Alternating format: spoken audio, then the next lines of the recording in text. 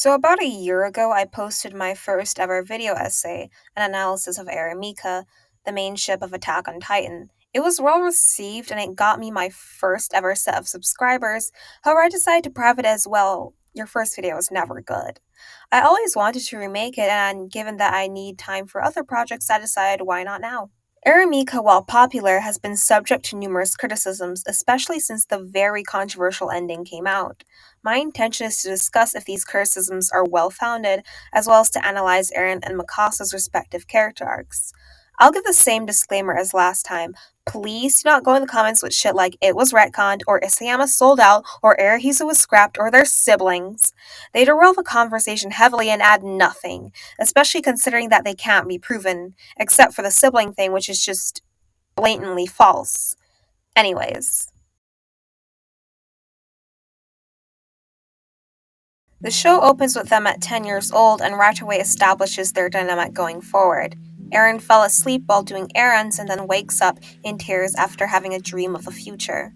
Mikasa, with no emotion, tells him that they should be going back, but shows worry upon seeing him crying. A little too much worry, as she thinks that his dad, Grisha, who's a doctor, should check up on him. Eren gets angrily embarrassed about the whole crying thing and promptly starts arguing with the first group that they meet, saying that they shouldn't be complacent with being cattle. Nice sentiment, but not a realistic one, because as the scouts show, they're up against nigh impossible stakes. Of course, the plot of the show has to kick off with Wall Maria being destroyed and the Titans flooding in, eating Eren's mom right in front of him. When it comes to Eremika, you have to focus a lot on Mikasa's character arc since it revolves pretty much entirely around Eren. So Mikasa, as I mentioned before, is very protective of Eren, sometimes to an excessive degree. She joins the Survey Corps simply because Eren does, with her ideal life being pretty calm and domestic. Even still, Mikasa is a necessary ground into Eren's life, and without it he would have gotten killed or in serious trouble a long-ass time ago. We see this in episode 2 where Eren lashes out again at their situation, now as refugees, and swears bloody revenge. Mikasa stoically punches him to the ground and says that if he wants to achieve his goals, he needs to start small, build his strength up. She keeps it real, essentially. We very quickly get an answer for why Mikasa is the way that she is come episode 6. So Mikasa lives this very simple, conflict-free life isolated in the mountains with her parents, until one day, suddenly, that bubble of safety breaks in a very traumatizing way. Mikasa literally sees her family, her home life, everything she's known, disappear right in front of her. That bright, cheerful girl becomes a closed-off stoic at age 9. She's fully aware of the cruelty of the world she lives in. That is until one fateful moment. Eren saves Mikasa from her kidnappers without even knowing who she was, and encourages her to fight. She sees that the world is cruel but also beautiful, that symbolism wrapped up in the scarf Eren gives her. He invigorates new life into her. She had just lost everything, and now the Yeagers were her everything. Of course, once again that bubble of security breaks at the beginning of the series. She was protective of Eren already, but it turns into full-blown obsession for that fear of losing her family again, a fear that controls every ounce of her being. She follows Eren wherever she goes, even if it's not what she truly wants. In Tross, the colossal titan yet again appears and destroys the wall, flooding the district with titans. Eren appears to have sacrificed his own life to save Armin's, making Mikasa's worst fear come true. Eren was her last connection to her family, her past, and without him she has nothing. Her practical nature vanishes and she becomes suicidally reckless, giving up on life entirely. That is until she realizes that even if Eren is gone, he can survive through her memories of him. But that's only if she's alive to do it. What an interesting character development. I'm so excited to see what Isayama will do with this.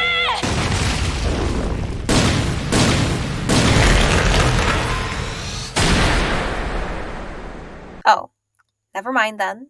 In retrospect, I kind of hate this scene. It's basically Isayama's way of denying Mikasa her character development, as she pretty much forgets what she learned here and goes on being obsessed and controlled by fear for the rest of the series. It's like the entire reason Levi gets injured. It's like Isayama suddenly remembered that he had another 100 chapters to write and went, oh fuck, put in her crystal. Now on to Eren.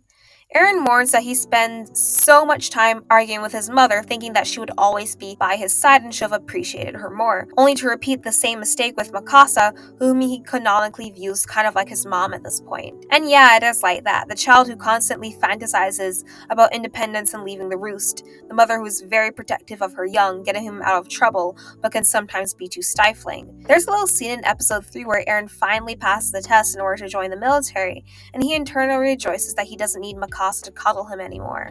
His fellow trainees affirm that belief, but Mikasa says no.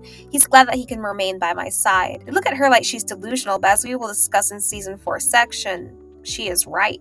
While it's pretty clear that Mikasa has romantic feelings for Eren, whether Eren returns them is completely ambiguous. In Season 1, there's also Era Annie, sort of the original Era Hisu, but with less skinheads. Mikasa questions if Eren has romantic feelings for her, and it's left up in the air whether he does. But Annie being his mentor is reason enough. With Eren and Mikasa being the main female characters, it's kind of the expectation that they'll get together, so even being fed scraps is enough for most people. Speaking of, last time I split Eren's interactions with Mikasa into 3 categories, so it's easier to understand. Category 1.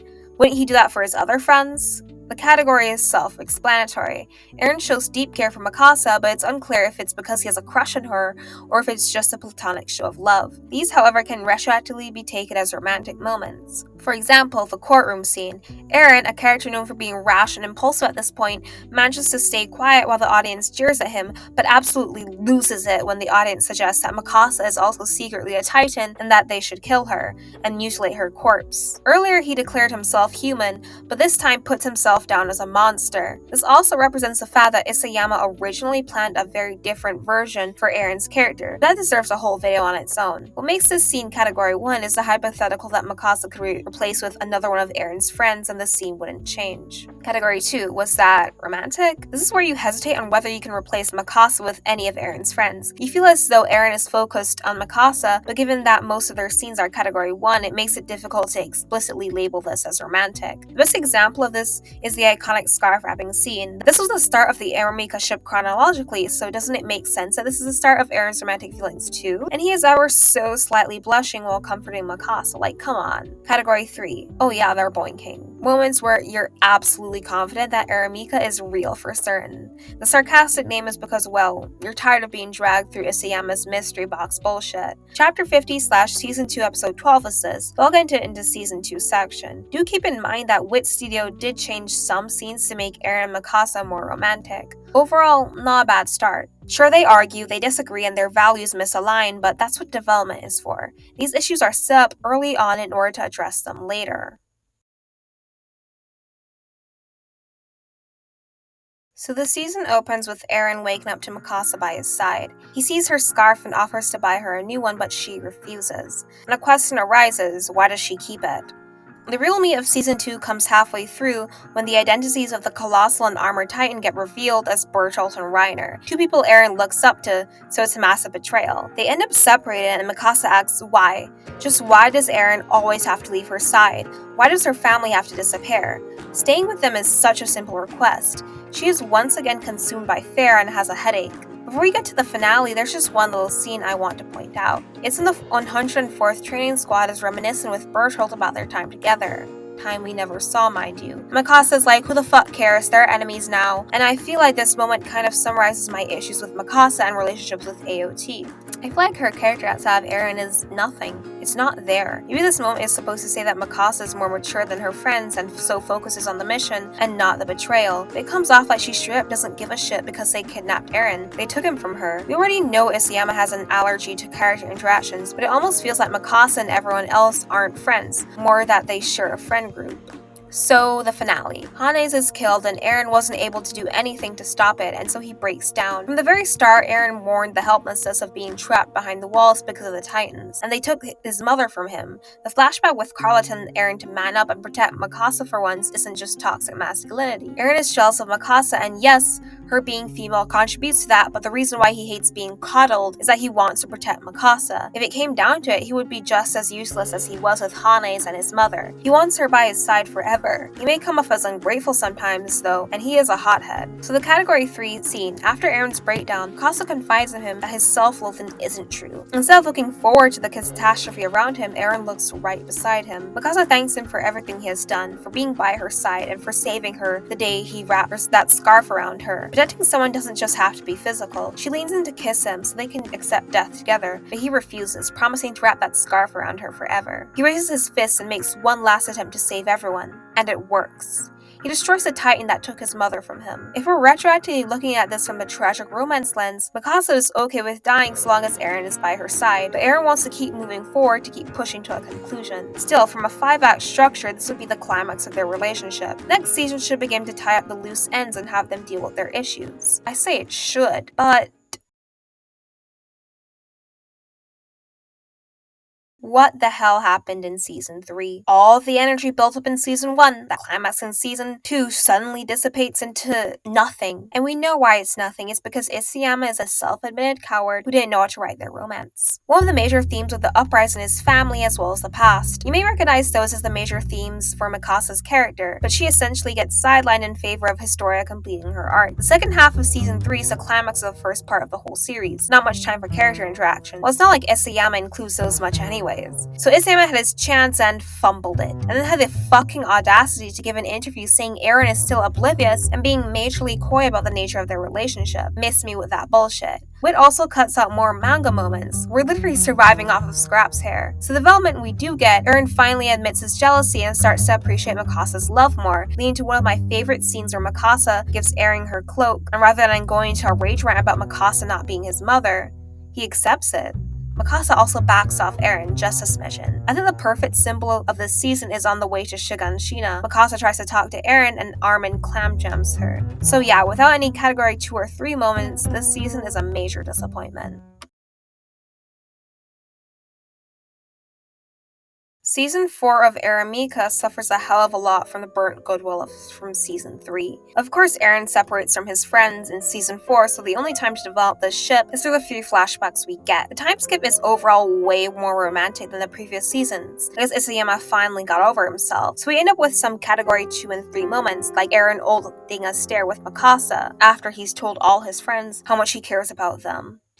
Oh, brother! And Zeke giddily telling his baby brother that Mikasa is in love with him. And of course, Eren asking Mikasa about her feelings for him. Just one issue, JJ Isayama. Why are you so obsessed with mystery boxes? Why does everything have to be a plot twist? Why do Eren's feelings have to be a mystery? The need to upkeep that mystery leads to Eremika feeling underdeveloped. Another issue with Eremika, which more so has to do with Eren's character, isolated from the ship, is that Isayama uses it as a vector to gloss over his poor character writing for Eren. Essentially, Isayama planned for Eren to be the final villain for the beginning, without fully knowing how he would get there. However, he started writing Eren more heroically, and by chapter 90, he realized he fucked up. So he had to regress his character and gaslight the audience into forgetting his character development. Mikasa in the final season realizes that she never understood Eren, and his fall from grace was inevitable, with him saving her for the kidnappers being retroactively looked at as more terrifying. But anyways, Eren ends up doing the fumbling, ends up doing the rumbling. The rest of the alliance knows that they have to kill him to stop him, but Mikasa doesn't want to, because that would mean she would be all alone again.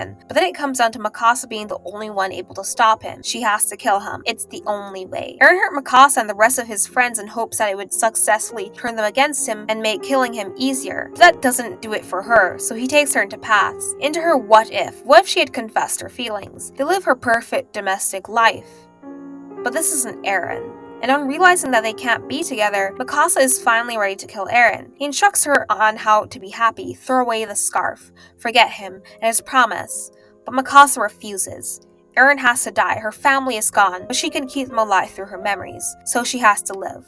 It's essentially a repeat of her character in Trust 100 plus chapters later. You really get the feeling that Isayama had no idea what to do with Mikasa, so physically interrupted her arc and put her in stasis for the whole series, until he can just fulfill what should have been fulfilled a long time ago. And of course, Ymir Fritz. What do I even say? Sure, Mikasa had her headaches from day one, but it being Ymir doing it feels so tacked on, like Isayama didn't even think about it, even if he did plan it, until this very moment. It's also just like, why Mikasa? why only 2,000 years later? Was Mikasa seriously the only one with an inability to move on from the past? Plus, it felt like Ymir was looking for all of Emma pre-139. The King/Eren parallel comes off as grotesque. Of course, Eremika has two people. In the last chapter, it is finally revealed that Eren indeed loved Mikasa. Oh, I'm dropping it.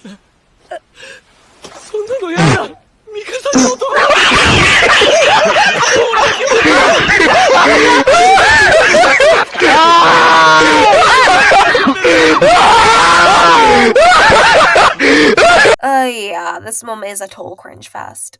Let me just let Yuki Kaji, Eren's Japanese voice actor, speak. In a way, Eren may have been more concerned about Armin than Mikasa. Family tends to be misunderstood as a natural part of life. I think that's why we neglect to take care of them. Because of trusting their bonds, they don't have to worry about their partner so much. But I think that no matter how close we are to our friends, there's a part of us that subconsciously recognizes them as strangers who are living separate lives. As for Mikasa, I'm sure that Eren was convinced that there was no way Mikasa could ever leave his side.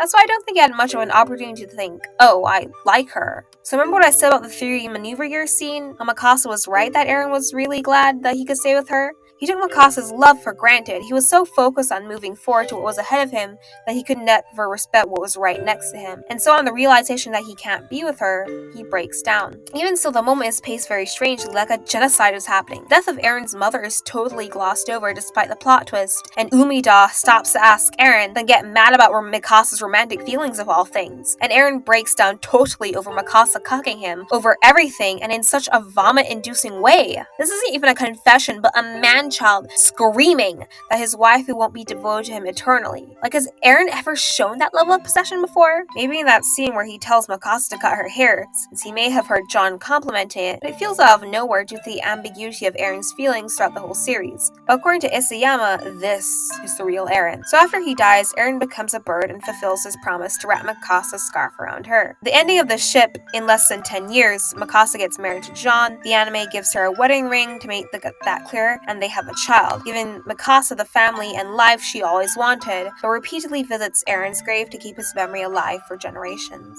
My final thoughts on Eren and Mikasa are meh. It's a common problem in shonen, and especially battle shonen, that a girl's character completely revolves around her love interest. And the love interest is most of the time oblivious, so the ship comes off as one-sided, and when I find reciprocates, it feels out of nowhere. That is very true for Eremika. 90% of Mikasa's dialogue is and her weak relationships with the other characters make her look obsessed with a boy who pretty much never reciprocates. This also makes her keeping the scarf and getting buried next to Eren look even weirder. I understand the premise completely if Eremika wasn't so one-sided and Mikasa wasn't devoted to the point of madness. It would have worked better. There's also the matter that, much to my chagrin, most romantic arcs between two main characters are a slow burn. No matter the length of the story, any romantic tension cannot be resolved until the very end. So the creator has to pull any reason out of their asshole for why these two aren't banging already. This is season 3 of AOT exactly. Frequently this burns out any goodwill for the ship, which is why I think Eremika is controversial, and why it just doesn't work for me. This also leads to fans preferring beta couples because their romantic tension can be resolved much sooner and in a more natural way. The whole tragedy would have worked a lot better if Eremika was a stronger ship. I personally would have liked for Eren to slowly realize his feelings for Mikasa after season 3, with him finally resolving to confess to her after the Battle of Shiganshina. However, he gets the future memories, and this sets up the mystery for season 4. Like, what's happened to Eren? Isn't he in love with Mikasa? This could honestly be banana fish levels of tragic romance. Scratch that, nothing is banana fish levels, it's just incomparable. But that's it. Bye.